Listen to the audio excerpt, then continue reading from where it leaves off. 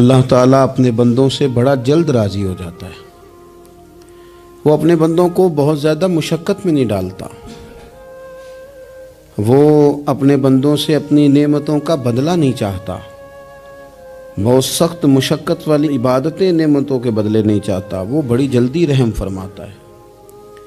ماں پیار کرتی ہے اپنے بچے سے، لیکن وہ ناراض بھی ہو جاتی ہے بعض چیزوں پہ، بعض معاملات اس کا دل بھی دکھاتے ہیں، بعض جگہ وہ رو کے یہ بھی کہتی ہے کہ تو نے میری محبت کا کوئی نتیجہ نہیں مجھے دیا، میری ساری کمائی تو نے ضائع کر دی۔ والد بہت ساری جگہوں پہ ناراض ہوتا ہے، شکوہ کرتا ہے، کہتا ہے میری بیماریوں کی، پریشانیوں کی، بڑھاپے کی، کمزوریاں کا سبب بیٹے تو ہی بن گیا۔ یہ ساری تکلیفیں تو ٹھیک ہو جائیں تو میری شاید عمر بھی بڑھ جائے، صحت بھی ٹھیک ہو جائے، میں زیادہ دیر جوان رہ سکوں۔ ناراض ہوتے ہیں ماں باپ۔ اسی طرح ماں باپ راضی بھی ہو جاتے ہیں، وہ بڑی جلدی راضی ہو جاتے ہیں۔ میں اکثر کہتا ہوں کہ والد کو راضی کرنے میں 5-7 منٹ لگ جاتے ہیں، اماں تو 1.5-2 منٹ میں راضی ہو جاتی ہے۔ ابا جی کو 5-7 منٹ لگتے ہیں، کئی دفعہ کہنا پڑتا ہے، کوئی دلائل دینے پڑتے ہیں، لیکن والدہ کے لیے تو کچھ بھی نہیں۔ آپ نیرا جا کے پیروں میں بیٹھ ہی جائیں، کچھ بھی نہ کریں، آپ پورا روئیں نہ، رونے والا منہ ہی بن جائے تو اماں تو نرم ہی نرم ہے، جس وقت جو مرضی آپ کرا لیں ہو گیا۔ اللہ تبارک و تعالیٰ بلا مثال و بلا تشبیہ سمجھانے کے لیے عرض کرتا ہوں، اللہ بھی بعض معاملات میں اپنے بندوں سے ناراض ہو جاتا ہے۔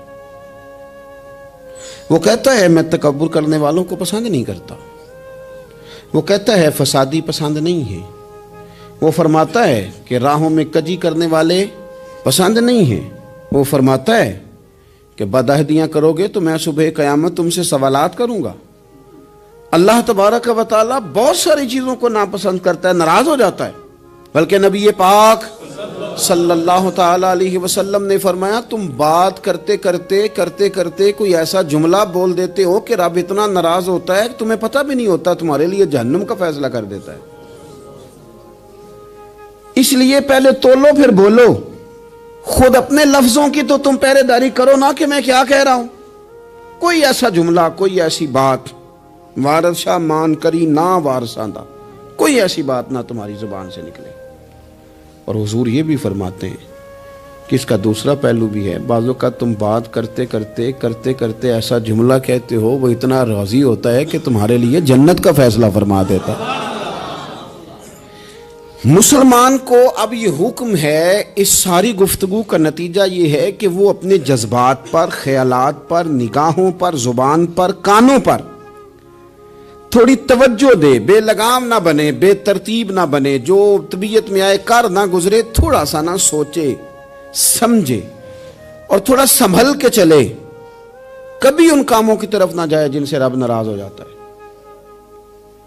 ان کاموں کی طرف بڑھے جن سے اللہ راضی ہوتا ہے۔ میرے نبی پاک صلی اللہ تعالیٰ علیہ وآلہ وسلم نے ارشاد فرمایا، بعض احادیث میں لفظ یہ ہیں کہ اللہ اپنے بندوں کو دیکھ کے مسکراتا ہے، جو اس کی شان کے لائق ہے۔ جس ترتیب سے ہم مسکراتے ہیں، جس ترتیب سے ہم روتے ہیں، جس ترتیب سے ہم کسی بات کا اظہار تشکر کرتے ہیں، خدا ان باتوں سے پاک ہے۔ اب بہت ساری حدیثوں میں آیا کہ وہ مسکراتا ہے، تو کیا مطلب ہے مسکرانے کا؟ تو علماء تفسیر نے لکھا ہے مسکرانے کا مطلب یہ ہے کہ وہ بڑا ہی راضی ہوتا ہے اپنے بندے سے، بڑا راضی ہوتا ہے، یہ مطلب ہے۔ ایک تو مسکرانے کا مطلب یہ کہ وہ بڑا راضی ہو گیا، وہ مسکرا دیا اپنے بندے پہ۔ اور ایک اس کا معنی خود نبی پاک صلی اللہ تعالیٰ علیہ وسلم نے بیان فرمایا، مسند امام احمد بن حنبل میں حدیث ہے، حضور سید عالم علیہ السلام سے صحابہ نے پوچھا یا رسول اللہ شہید تو بڑے لوگ ہوتے ہیں، شہیدوں میں افضل کون ہے؟ تو اللہ کے حبیب علیہ السلام فرمانے لگے وہ والا بندہ جو ڈٹ گیا تھا کافروں کے مقابلے میں، وہ ہلا نہیں، پوری طرح ڈٹ کے جو لڑا وہ شہداء میں افضل ہے۔ حضور فرماتے ہیں وہ جنت کے بالا خانوں میں سیر کرے گا اور رب اسے دیکھ کے مسکرائے گا، رب اسے دیکھ کے مسکرائے گا، اللہ تعالیٰ مسکراتا ہے اسے دیکھ کے۔ اور اگلے جملے میں حضور نے وضاحت کر دی، فرمایا جب رب دنیا میں کسی پر مسکراتا ہے نا تو اس کا معنی یہ ہے کہ قیامت میں پھر اللہ اسے حساب کوئی نہیں لے گا۔ جس پر اللہ دنیا میں مسکرا دیا اس سے کوئی حساب تو وہ کام ڈھونڈنے چاہیے نا جس سے اللہ مسکرائے. ویسے کبھی ہم ایسا کرتے ہیں کہ نہیں کہ کسی کو راضی کیا جائے؟ یہ کام ہم کرتے ہیں کہ ہماری کمپنی کا جو سربراہ ہے وہ ہم سے راضی رہے.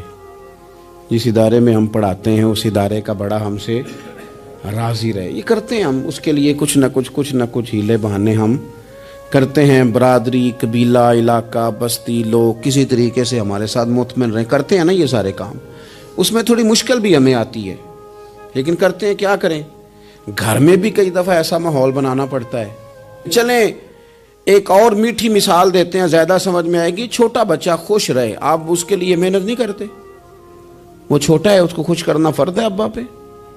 لیکن وہ کہتا ہے کہ میں نے موٹر سائیکل لینا ہے. چھوٹا ہے، چلا ہی نہیں پائے گا، تو ابا پھر اسے راضی کرتا ہے، کہتا ہے بیٹے چھوٹا سائیکل لے لے، چل میں تجھے اڑانے والا جہاز لے دیتا ہوں. مقصود کیا ہے کہ اس کو ناراض نہیں کرنا، یہ روئے نہ، اس کا دل نہ ٹوٹے. ہو یارو سنو نا میں کیا کہہ رہا ہوں. اگر چھوٹے بچے کے لیے وہ چیزیں ڈھونڈتے ہو، میرے ابا جی نا اپنے نواسے کے لیے کھلونا لے کے آئے تو بچہ بڑا ہی کھیلا تو ابا جی کہنے لگے لو پیسے پورے ہو گئے. میرے بچے کو پسند بڑا ہے نا، پیسے پورے کر چھڑے نے. دیکھو نا جی کتنا اس کو راضی ہوا ہے. تو انسان کیا کرتا ہے کہ کوشش کرتا ہے چھوٹا بچہ بھی ناراض نہ ہو، تو وہ چیزیں وہ ڈھونڈتا ہے کہ اس کو کیا پسند ہے. چاکلیٹ لے جاؤں، فلاں چیز لے جاؤں، آئس کریم لے جاؤں. تو ایک بچے کے لیے، گھر کے لیے، سربراہ کے لیے اتنی محنت کرتے ہو، تو وہ کام بھی ہمیں ڈھونڈ کے تلاش کرنے چاہیے نا جس سے رب راضی ہوتا ہے، اللہ راضی ہوتا ہے. بتاؤں وہ کون کون سے کام ہیں؟ نبی کریم صلی اللہ تعالی علیہ وسلم نے ارشاد فرمایا 3 لوگ ہیں جنہیں دیکھ کے رب مسکراتا ہے. یا رسول اللہ صلی اللہ علیہ وسلم وہ کون کون سے؟ تو محبوب فرمانے لگے ایک وہ بندہ ساری مخلوق سوئی ہے، آدھی رات ہے، رات کا پچھلا پہر ہے، اس نے اٹھ کے وضو کر لیا، مصلی پہ کھڑا ہو گیا خدا کی یاد میں. فرمایا اسے دیکھ کے رب مسکراتا ہے جو اس کی شان کے لائق ہے. مسکراتا ہے اللہ. یہ تو سونے کا ٹائم تھا، یہ تو گہری نیند آنے کا وقت تھا، رات کا پچھلا پہر. رات پوے تے بے درداں نو نیند پیاری آوے، تے درد منداں نو یاد سجن دی ستیاں وی آن جگاوے. اور ساون کی کالی راتوں میں جب بوندا باندی ہوتی ہے، وہ راتوں کو اٹھ روتے ہیں جب خلقت ساری سوتی ہے. اللہ مسکراتا ہے. اور سننا میرے بھائی، میرے نبی پاک صلی اللہ تعالی علیہ وسلم فرماتے ہیں جب مسلمان نماز کے لیے صفیں بناتے ہیں نا، ترتیب لگ رہی ہوتی ہے، اب اللہ کی بارگاہ میں کھڑے ہوں گے، قیام کریں گے، رکوع کریں گے، سجود کریں گے. فرمایا جب مومن صفیں بناتے ہیں تو رب دیکھ کے مسکراتا ہے. مسکراتا ہے. کمال ہو گئے عروج بندگی کا جب بندے کو دیکھ کے رب مسکرائے. خدا بندے سے خود پوچھے بتا تیری رضا کیا ہے، مسکراتا ہے. اور میرے نبی پاک علیہ السلام فرماتے ہیں جب مجاہد جہاد کے لیے صفیں سیدھی کرتے ہیں. آج تو یہ رب کے نام پہ مرنے ہی آ گئے. یہ صفوں میں کھڑے ہوں گے، ترتیب سے لڑیں گے، ترتیب سے گلا کاٹیں گے کافروں کا یا شہادت لیں گے. فرمایا جب جہاد کے لوگ صفیں بناتے ہیں تو رب انہیں دیکھ کے مسکراتا ہے. کتنے نصیبوں والا وہ بندہ ہے جسے دیکھ کے مسکرا دیا. او یار کبھی تیرا بیٹا تیرے سامنے مسکرائے نا چھوٹا تو تیرا دل باغ باغ ہو جاتا ہے. تیری ماں بیمار کسی ایک دن صحیح طرح ہنس پڑے تو طبیعت خوش ہو جاتی. مجھے بتاؤ نا جس کا رب بھی اسے دیکھ کے ہنس پڑے جو اس کی شان کے لائق ہے. کیا اس بندے کے نصیبیں ہیں، کیا اس کے مقدر ہیں. آپ اس مقام پر اپنے آپ کو لائیں. اب دیکھیں نا یہ حدیث آپ نے سن لی. اب ہم نے نا اس طرح صفحے نہیں بنانے جس طرح ساری دنیا. اب ذرا صفحے بھی شوق سے بنائیں گے. اب ذرا تھوڑا سا شوق پیدا کریں گے. بھئی یہ تو میں وہ کام کرنے لگا ہوں جسے دیکھ کے رب مسکراتا ہے. نبی پاک صلی اللہ علیہ وسلم نے فرمایا جب کو بندہ توبہ کرتا ہے نا، ہم توبہ کا رٹا لگاتے ہیں، یا اللہ میری توبہ یا اللہ. اور توبہ کا تو مطلب یہ ہے کہ پچھلے گناہوں سے پکی توبہ، آج کے بعد یہ غلطی نہ کرنے کا پکا وعدہ. تو نے ساری شب برات رو کے گزاری ہے، بتا سویرے جھوٹ جوڑنے کا ارادہ ہے تیرا؟ آج کے بعد رشوت تو نہیں نہ لے گا، ملاوٹ تو نہیں نہ کرے گا، یہ توبہ ہے. اور اگر سارے کام اسی طرح کرنے ہیں تو پھر یہ توبہ کا رٹا ہے. جتنا مرضی لگاؤ حضرت علی بن ربیعہ رضی اللہ تعالیٰ عنہ فرماتے ہیں میں مولا علی کے ساتھ تھا، مقام حرہ کی طرف جا رہے تھے، حضرت علی نے ہاتھ اٹھا کے دعا مانگی ہماری تعلیم کے لیے، ورنہ حضرت علی ہم صحابہ کو محفوظ عن الخطا تو مانتے ہیں نا، ہاتھ اٹھا کے کہا اے اللہ ہمارے گناہ بخش دے، تیرے علاوہ کوئی معاف کرنے والا نہیں۔ اور پھر حضرت علی آسمان کی طرف دیکھا اور دیکھ کے نا حضرت علی بن ربیعہ کو تو مسکرائے۔ حضرت علی بن ربیعہ کہنے لگے حضور مسکرائے کیوں ہو؟ فرمانے لگے ایک دن میں حضور کے ساتھ اسی طرح آیا تھا، اسی طرح حضور نے دعا فرمائی تھی ہماری تعلیم کے لیے، اور پھر حضور مجھے دیکھ کے مسکرائے تھے اور فرمایا جب کوئی بندہ رب کی بارگاہ میں اس طرح استغفار کرتا ہے تو رب مسکراتا ہے اور مسکرا کے فرماتا دیکھ لو میرے بندوں کو پتا ہے کہ میرے علاوہ معاف کرنے والا کوئی نہیں، انہیں پتا ہے، تم اس کی بارگاہ میں رجوع تو لاؤ، آؤ تو صحیح دو آنسو لے کر۔ اقبال کہتے ہیں کہ موتی سمجھ کے شان کریمی نے چن لیا، قطرے دو گرے میرے ار کے انفعال کے، دو میں نے آنسو بہائے تھے تو اس کے کرم نے تو موتی سمجھ کے چن لیے۔ سنو نا حضور اس استغفار کو اللہ کو یار رات کو توبہ کر کے سونا چاہیے ہمیں، کچھ غلطیاں ہم کرنا نہیں چاہتے پر ہم سے ہو جاتی ہیں، کچھ دل ہم توڑنا نہیں چاہتے پر وہ ٹوٹ جاتے ہیں، ہماری مجبوری ہوتی ہے ٹوٹ جاتے ہیں، رات کو اس کی بارگاہ میں ہاتھ باندھ کے کشکول طلب دراز کر کے خوب استغفار پڑھنا چاہیے کہ مالک بندے ہیں نا کیا کریں، نفس کا ساتھ ہے، دنیا کا ساتھ ہے، خواہشات نفسانیہ، مالک معاف کر دے، درد سے توبہ، رسم نہ ہو، کہانی نہ ہو، لفظ نہ ہو، جملے نہ ہو، اور جناب ایسے لوگوں کے بیچ بڑے ہاتھ باندھ کے اور بڑا کوئی ضرورت نہیں، آپ اکیلے اپنی چارپائی پہ بستر کے اندر منہ دے کے بھی درد سے کہیں گے نا معاف کر دے تو وہ تو مہربانی بڑا ہے۔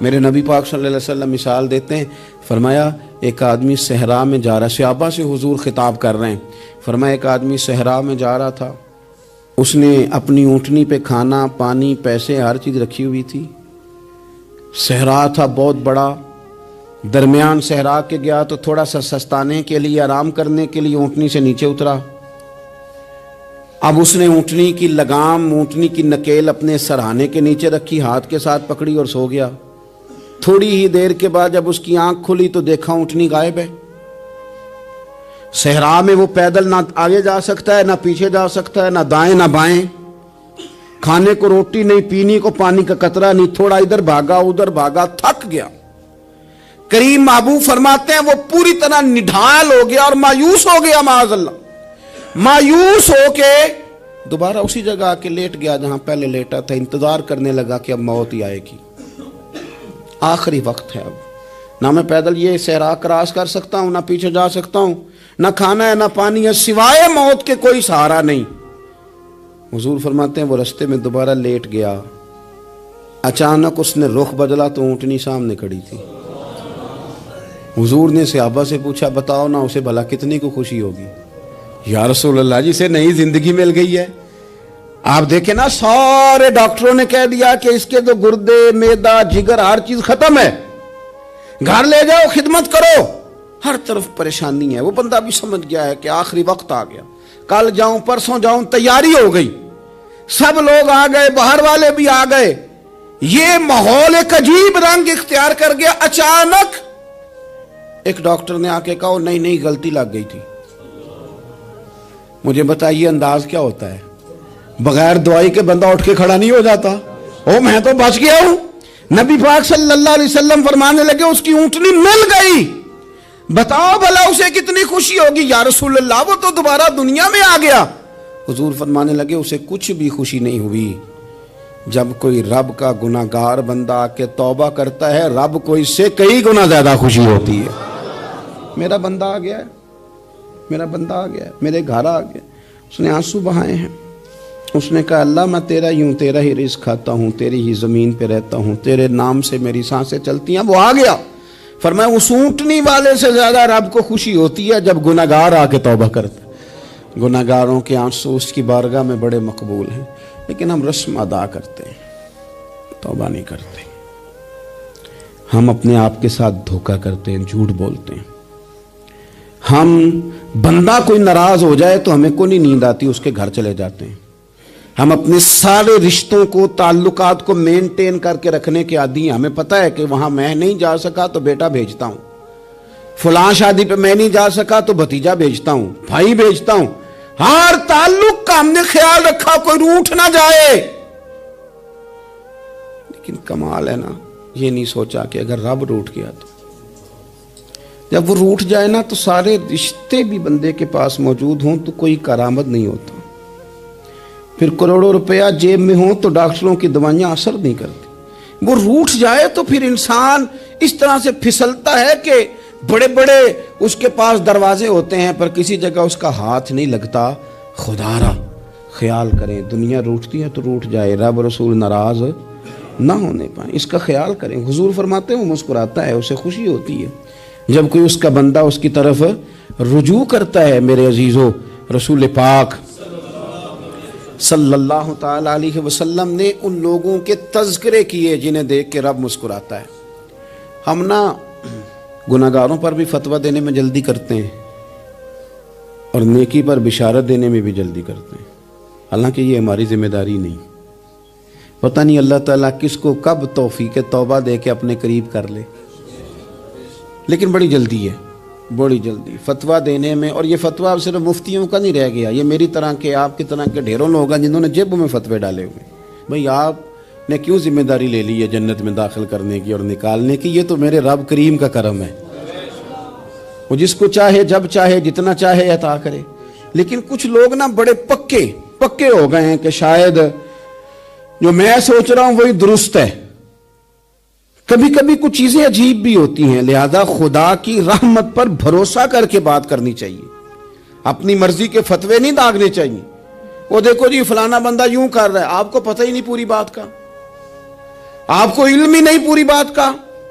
حضرت بہاءاللہ نقشبند بخاری رحمت اللہ علیہ فرماتے ہیں میں حج کرنے گیا تو وہاں میں نے ایک آدمی کو کروڑوں کا کاروبار کرتے دیکھا تو میرے دل میں خیال ہے یہاں بھی اللہ اللہ کرنی چاہیے تھی, دنیا داری کر رہا ہے. لیکن فرماتے ہیں حج سے فارغ ہوئے تو میں نے دیکھا وہی بندہ سارا کچھ رب کی بارگاہ میں خیرات کر رہا ہے, اور سینکڑوں غریب حاجی ہیں جن کو پورے خرچے دے رہا ہے. تو میں نے وہی اپنی سوچ سے توبہ کی کہ میں کہاں تھا. بڑی جلدی کھڑے نہ ہو جائیں. حضرت حسن بصری رحمت اللہ تعالی علیہ ارشاد فرماتے ہیں کہ میں دریا کے کنارے گیا تو وہاں میں نے ایک شخص کو دیکھا, وہ اپنی ایک خاتون کی گود میں سر رکھ کے بیٹھا اور قریب ایک بوتل بھی پڑی ہے. میرے دل میں معاذ اللہ خیال آیا کہ دیکھو کس انداز میں ایک عورت کے ساتھ یہ ہے اور پاس بوتل بھی پڑی ہے, جانے شراب ہے.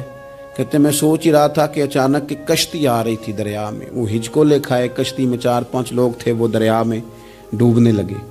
وہ آدمی تیزی سے اٹھا, دریا میں چھلانگ لگائی, پہلے ایک کو نکالا, پھر دوسرا نکالا, پھر تیسرا نکالا. ایک بندہ رہ گیا, کہنے لگا حضور مجھے تو آپ نے گناہگار سمجھا ہے, میں تو بڑے غلط انداز میں یہاں بیٹھا ہوں, آپ نے جو سوچا چلیں گے چوتھا بندہ آپ نکالنا ہے, کرے نا یہ کام, کرے نا یہ کام. بڑے بھولے بھالے بڑے اللہ والے, ریاض آپ کو بس ہم ہی جانتے ہیں, اتنی جلدی فتویٰ. حضرت حسن بصری فرماتے ہیں میں پشیمان ہوا, میں نے کہا مجھے تیرنا نہیں آتا, تو دیر نہ کر چوتھا ڈوب نہ جائے. کرتے اس نے چھلانگ لگائی, چوتھا بھی نکال لایا اور کہنے لگا حضرت آپ نے جلدی کی سوچنے میں, یہ بی بی میری ماں ہے اور یہ سرکے کی بوتل ہے. ہم ماں بیٹے کا یہ مشغلہ ہے کہ یہ وہ جگہ ہے جہاں آ کے لوگ مسافر اترتے ہیں, اور یہاں سے کسی کا گھر 100 میل ہے, کسی کا 200 میل ہے. ہم صبح سرکہ کھجوریں روٹیاں لے کے یہاں آتے ہیں, مسافروں کی نوکری کرتے ہیں, کوئی پریشان ہو تو مدد کرتے ہیں. حضرت خواجہ حسن بصری فرماتے ہیں میں نے معافی مانگی, ان سے بھی مانگی, رب سے بھی مانگی. انہوں نے مانگ لی نا, بزرگ تھے, پر ہم کو نہیں تیار مانگنے کو. ہم ہر وقت بدگمانیاں, وہ فلانے جرم کرتا تھا, میں اسے اب کیسے نیک مان لوں. بھئی اب وہ نمازی ہے, خدا کے گھر آتا جاتا ہے, اب اللہ کی بارگاہ میں حاضر ہوتا ہے. جب رب نے معاف کر دیا تو بھی سوچ بدل جا. سنیں حضور کیا فرماتے ہیں. نبی پاک صاحب الاخلاق صلی اللہ تعالی علیہ وسلم فرماتے ہیں, مسند امام احمد بن حنبل دیکھیے, فرمایا رب اس وقت بڑا ہی مسکرائے گا جب قاتل بھی جنت میں جائے گا, مقتول بھی جنت میں جائے گا. یا رسول اللہ مقتول تو گیا, یہ قاتل کیسے چلا گیا؟ حضور فرماتے ہیں جائے گا, اور جائے گا اور رب مسکرائے گا جو اس کی شان کے لائق ہے. یا رسول اللہ کس طرح؟ تو نبی پاک صلی اللہ علیہ وسلم فرمانے لگے اس نے ایک مومن کو قتل کیا تھا، وہ شہید ہو کے جنت میں چلا گیا، اب اللہ نے بعد میں اسے توبہ کی توفیق دے دی۔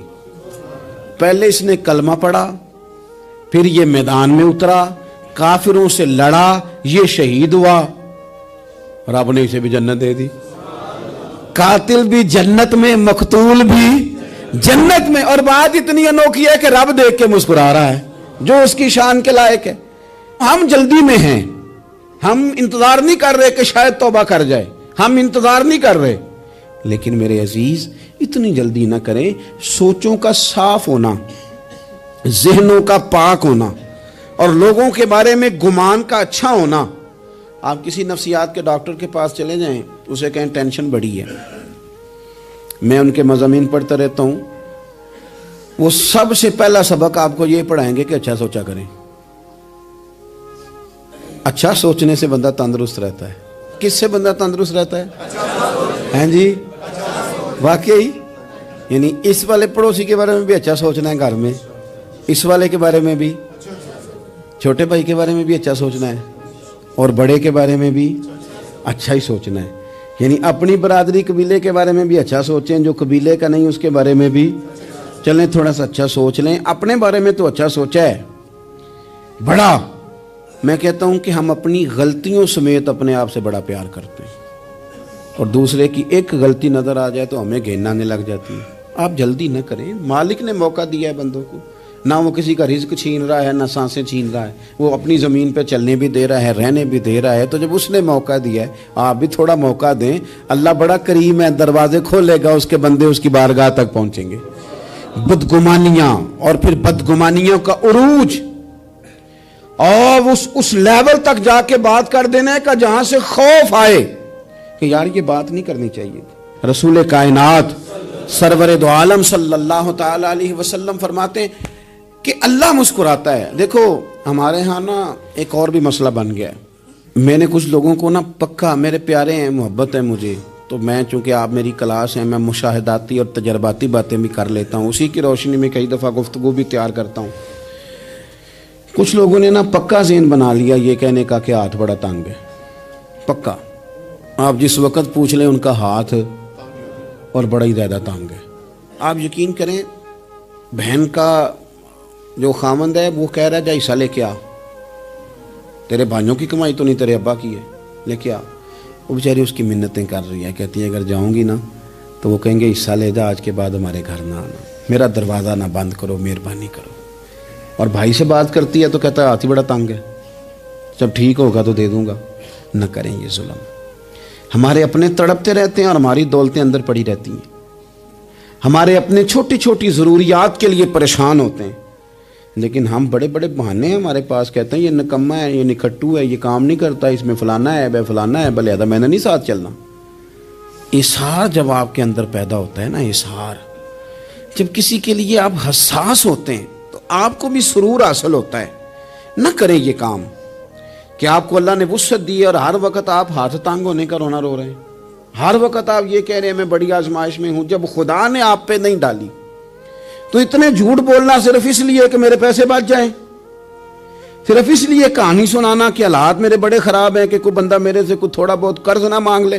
سنو، نبی پاک صلی اللہ علیہ وسلم کے پاس مہمان آ گیا، بخاری مسلم ہے، حضور نے ازواج مطہرات کے گھروں میں پیغام بھیجا، کچھ چیز ہے ضیافت کے لیے؟ یا رسول اللہ کچھ بھی نہیں، یہ دو جہاں کے شاہ ہیں اور پاس کچھ رکھتے نہیں، دو جہاں کی نعمتیں ہیں ان کے خالی ہاتھ میں۔ یا رسول اللہ کوئی چیز بھی نہیں۔ حضور نے صحابہ کے مجمع پہ نظر ڈالی، یا رسول اللہ صلی اللہ علیہ وسلم حکم ہو، تو حضور فرمانے لگے تم میں سے کوئی بندہ ہے جو اسے گھر لے جائے روٹی کھلائے؟ ایک صحابی اٹھے فوراً، حضور میں لے کے جاتا ہوں، کھانا کھلاتا ہوں۔ فرماتے ہیں میرے گھر میں صرف بچوں کا کھانا تھا، یہ نہیں کہ فریزر بھرا ہوا ہے نعمتوں سے، صرف بچوں کا کھانا، یہ نہیں کہ کسی کو دیکھ کے اپنی ہنڈیا پہ برتن دے لیا، صرف بچوں کا کھانا۔ کہتے ہیں گھر گیا، بیوی سے کہا کیا کیفیت ہے؟ کہنے لگی بچوں کی روٹی ہے۔ میں نے کہا بچے سلا دے، صبح ناشتہ کر لیں گے۔ تو کہنے لگی آپ کیا کھائیں گے؟ تو میں نے کہا نہ میں کھاؤں گا نہ تو کھائے گی، مہمان جو نبی پاک کا ہے۔ کہا اچھا، اب ذرا تجویز دیکھو میاں بیوی کی سوجھی آپس میں، کہتے ہیں کھانا لگا دینا کیونکہ ایک آدھ بندے کا کھانا ہے، اپنی غربتوں کا ہر جگہ اظہار کرنا، رونا رونا، یہ دیکھو غربت کیسے چھپائی جا رہی۔ اس کو کہا نہیں کہ چل تو تھوڑا رحم کھا، تو آیا ہے تو تھوڑا رحم کھا، یہ نہیں کہا اٹھ کے نا تو کھانا رکھنا اور اٹھ کے نا چراغ ٹھیک کرنے کے بہانے بجھا دینا۔ ہم دنیا والوں کے سامنے کیوں اپنے دکھ بیان کریں؟ ہم جو کہیں گے رب رسول کی بارگاہ میں کہیں گے۔ تو نا چراغ ٹھیک کرنے کے بہانے، اہلیہ اٹھی کھانا دینے کے بعد چراغ ٹھیک کرنے کے بہانے بجھا دیا، خامد بھی ہاتھ چلاتے رہے، بیوی کبھی برتن رکھتی کبھی اٹھاتی، پتہ چلے کہ کھانا کھا رہے ہیں، کھانا کھایا جا رہا ہے۔ کہتے ہیں مہمان پیٹ بھر کے کھانا کھا گیا، یہ کام ہوا رات کے اندھیرے میں، اس وقت ہوا جب چراغ بھی بند تھا، اس وقت ہوا جب کوئی دیکھنے والا نہیں تھا، کسی پڑوسی کو بھی خبر نہیں تھی۔ فرماتے ہیں صبح کے اجالے میں اس مہمان کو لے کے مسجد نبوی میں نے قدم رکھا تو نبی کریم نے فرمایا رات جو تم نے کام کیا ہے نا اسے دیکھ کے میرا رب بڑا مسکرایا ہے، اللہ بڑا مسکرایا ہے۔ اللہ تر دامنی پہ شیخ ہماری نہ جائیے، ہم دامن نہ چھوڑ دیں تو فرشتے وضو کریں، یہ شان ہے صحابہ کی۔ نبی کریم علیہ السلام نے فرمایا رب رات مسکرایا تیرا یہ انداز دیکھ کے، اور اس نے قرآن نازل کیا وَيُؤْثِرُونَ عَلَىٰ أَنفُسِهِمْ وَلَوْ كَانَ بِهِمْ خَصَاصَةٌ۔ کچھ لوگ وہ ہیں جنہیں بڑی بھی ضرورت ہو تو دوسروں پر اثار کر دیتے ہیں، قربانی دے دیتے ہیں۔ رب مسکرایا ہے، اندر پیسے رکھے ہوئے ہیں، اندر پیسے رکھے ہوئے ہیں، اور بہن آ کے منت کر رہی ہے کہ بھائی حالات بڑے خراب ہیں، تھوڑی سی مہربانی کر، تو کہتے ہیں بہن پردہ ہی ہے بس، کیسے بتاؤں تجھے حالات، تجھے کیا بتاؤں کام کتنی مشکل سے چلتا ہے، یہ پردہ یہ بس۔